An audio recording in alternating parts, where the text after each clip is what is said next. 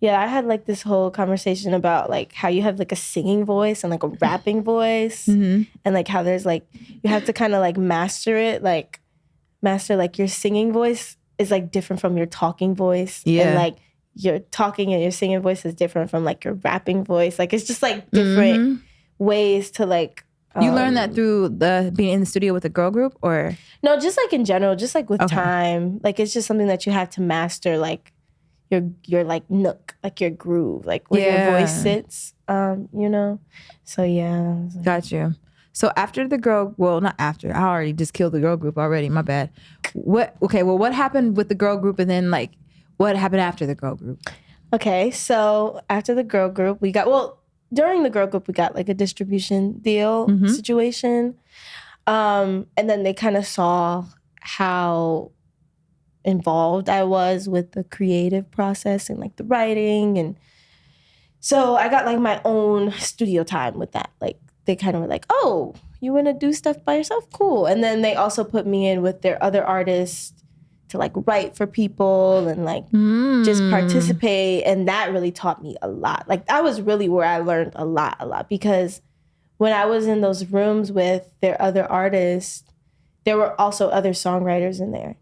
So the other songwriters, I don't know, I learned that there were a lot of different ways to write a song. Yeah.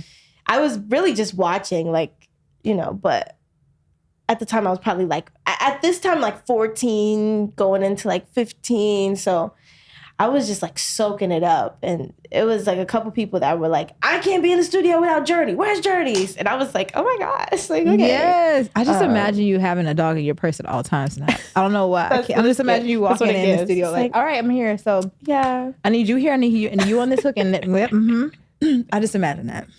Yeah, I guess that was the energy for sure. I was like cheering at the time. Yeah. Oh my God, you're probably like me in the studio. I am such a studio cheerleader. At least what I think I'm doing is cheering you on. But really, I'm just trying to get you to get excited about the music and get you to understand it.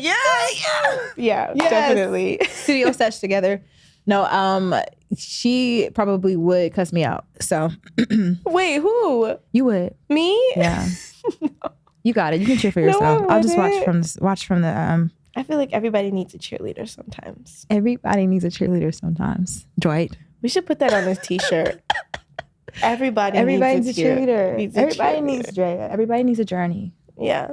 Everybody does need a journey. Everybody's on a journey. Anyway, back to journey. Like, write that down. Yeah. All right. So now you're in the studio doing things on your own because, you know, you pretty much was writing everybody's music, and the girl band learned from you after a while. And then and then you started to get more comfortable with your own sound, with your own, and you're like, let me just do this for myself, right? Mm-hmm. That's right.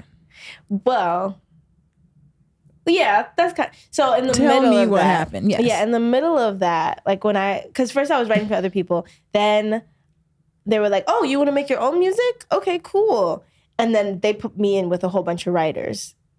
And I was like, oh my gosh. So like that was like a pivotal moment for me because I had to kind of like find my voice and like put my foot down and like not lose my voice. Cause it was like certain sessions where I didn't write a line because I didn't feel it.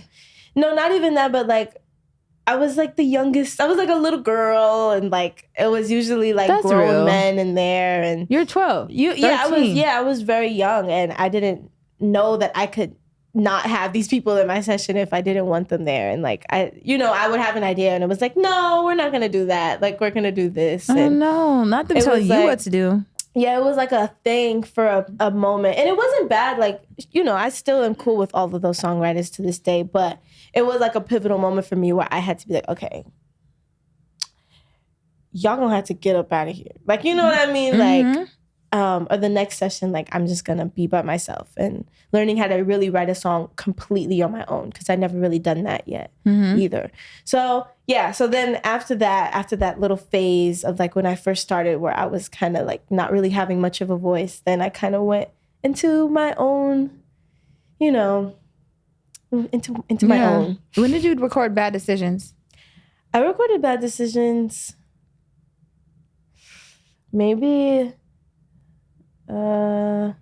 like in the summer of last year. Okay. Sometime in the summer. I was trying to pick a month, but I don't remember. Like sometime in the summer. Yeah. All right, we're gonna hop back over to that. But I did want to get a little bit deeper into other square ones because we just went on the square one of your whole journey. Literally journey. But I do want to talk about kind of the music that has been influencing you along your journey too, right? Okay. So again, you're listening to like the Whitneys and the R&B. Oh, I watched an interview of yours, and one of your influences is Etta James, and then Toni Braxton. I love that. I haven't heard Toni Braxton mentioned at all. Really? But what other like artists, female, male, whatever, would you hear around the house with your sisters or your mom or dad or grandma, whatever, whoever's in the crib?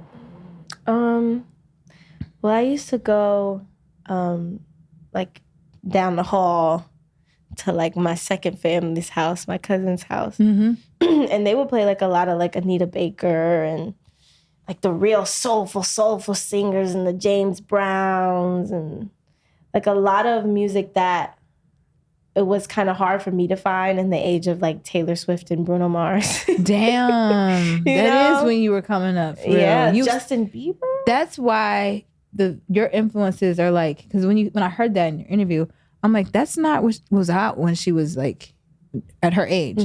But you had to go find it. So you did go and find music. Yeah, I was like, I was like, where's the other stuff? Because, you know, I loved me some Taylor Swift and some Justin Bieber and some Bruno Mars. And, you know, but I was also, and Rihanna, Eminem, you know, all of them. But like, it was also like, where is this coming from? Like, there's more to this, I think. Like, where is it at? Like, you know. So I had to like look for it for sure. And that's where I found everybody. How'd you find it? The internet? No, I went down the hall. Right. Okay, wait. Is that the house that had the music videos on the TV? No, that was the babysitter. But that was the house where me and the girl did the skits. That was her house. Got you. Y'all was cutting up over there. Yeah, because they like had like a whole like stereo sound system. Yes. So I used to go down there. Was it like stacked up on top of each other and like little glass things? Yeah.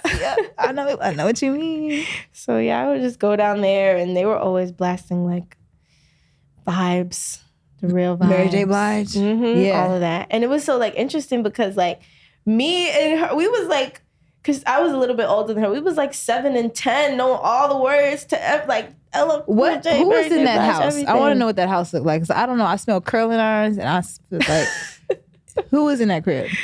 Like her parents? Yes. Like it was her parents and her grandma.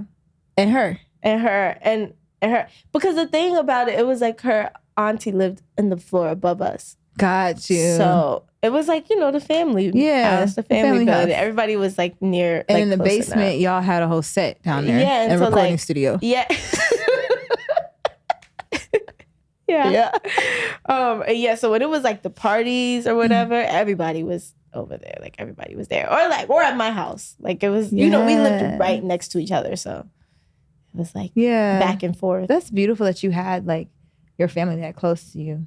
Yeah. What if they didn't have a house right there? Then I would be, I don't know. Listening to Taylor Swift. Or I would have just been like Googling, like really chaotic Googling. Like, that was me too. Like if I didn't know what was going on, I was on YouTube. So what I'm getting at is the fact that you literally took the initiative to expand your taste and sound yourself. Yeah, like you're like, I like music, but like, where's more music? Like, where is it at? Because like Taylor, I want to go get deeper than that. Like, So I love that. You're a true, what is it? I was going to say sound pioneer, but that's not what I'm trying to say. I like to make up words and put them together. So it'll come out eventually. Okay. I feel like there's one more thing I want to ask you before we go to the next segment. And I kind of forgot what it was. That's okay. You know what? Let's just switch to the next segment because I'm thinking of a song right now and I'm thinking of a treatment or a music video to it. I'm going to try to describe the music video and you're the main character. Okay. It's giving Barbie car. All right. Okay. Barbie car. And then you're just going to name a song that makes you think of it. I already know the song I'm thinking of. After you give me the answer, I'll tell you. Oh, wait. Okay. I'm going to describe a scene and you're going to say a song. You don't have to get it right. Okay. I just want to see what your reference is to this. All right. Okay. Closing our eyes. Palms up. All right. It's giving that girl energy. And we are cruising down the Pacific Coast Highway in our sexy pink convertible. It's giving old school, like not history car, what do they call historic vehicle type vibes. And it's just Journey and her dog sitting in her purse in the seat right next to her. Her fluffy hair is flowing like Farrah Fawcett in the wind. She got on the baddest shades that you could ever have right now. Period. And she is feeling herself. Okay, what is playing on the radio as she coasts down that highway? Okay, instinctively, I said California Girls by Katy Perry. California Girls. Yeah. Okay, I was thinking... Or Barbie Girls. Luxurious by Gwen Stefani. Oh, that's a good one. Mm-hmm. The other one I was thinking is Barbie Girl. Like, I'm a Barbie girl. Yeah. Okay, literally Barbie Girl. Yeah. Okay. That's another one that I heard. Got you. All right. Well, that's your taste. That's your take on it. Yeah, those are like... I love that.